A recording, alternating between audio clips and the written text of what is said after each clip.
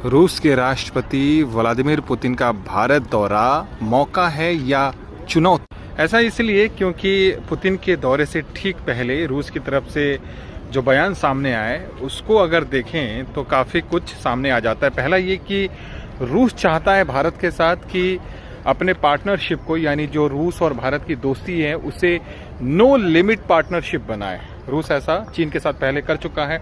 और no limit partnership क्या है? इसका मतलब ये है कि रूस और भारत हर वक्त हमेशा, चाहे वो विदेशी किसी मंच पे हो या फिर दोनों देश के बीच आपसी सहयोग को लेकर हो, हर वक्त दोनों देश एक दूसरे के साथ खड़े रहेंगे। अब भारत के लिए मुश्किल ये है कि भारत अगर नो लिमिट पार्टनरशिप पर रूस के साथ आगे बढ़ता है तो यूरोपियन कंट्री भारत से नाराज हो सकते हैं, क्योंकि यूक्रेन के साथ रूस जंग के मैदान में है और यूरोप नहीं चाहता। इसके अलावा अमेरिका का टैरिफ भी भारत झेल रहा है।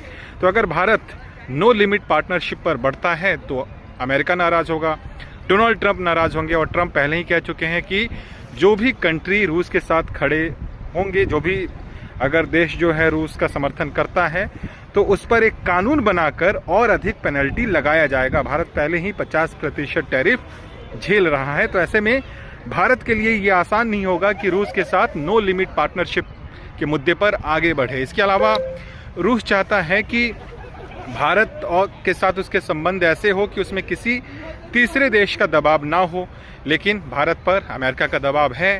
ट्रंप नहीं चाहते कि भारत रूस से तेल खरीदे और फिलहाल जो आंकड़े भी सामने आ रहे हैं उसमें अब ये बताया जा रहा है कि भारत रूस से तेल थोड़ा कम ज़रूर खरीद रहा है। हालांकि इसके पीछे कारण ट्रंप का टैरिफ है या फिर कुछ और, वो एक अलग विषय है, क्योंकि अभी दुनिया में भी जो है वो क्रूड ऑयल की जो कीमत है वो थोड़ी डाउन हुई है। तो भारत रूस के अलावा कुछ दूसरे देशों से भी क्रूड ऑयल खरीद रहा है। पहले रूस से भारत ज़्यादा तेल इसलिए खरीदता था क्योंकि रूस भारत को बाकी देशों की तुलना में सस्ता तेल मुहैया करा रहा था, लेकिन अब बाकी देशों से भी भारत को लगभग उसी कीमत पर तेल उपलब्ध हो रहा है। तो ऐसे में कुछ जो तेल जो भारत रूस से खरीद रहा था, अब दूसरे देशों पर भी भारत निर्भर हुआ है। इसके अलावा कई सारे और मुद्दे हैं जिस पर पुतिन के साथ पीएम मोदी की बातचीत होगी, लेकिन देखना दिलचस्प होगा कि जो पुतिन या फिर रूस की जो शर्तें हैं उसे भारत मानता है या फिर सिर्फ कुछ डील के साथ ही ये जो मुलाकात है ये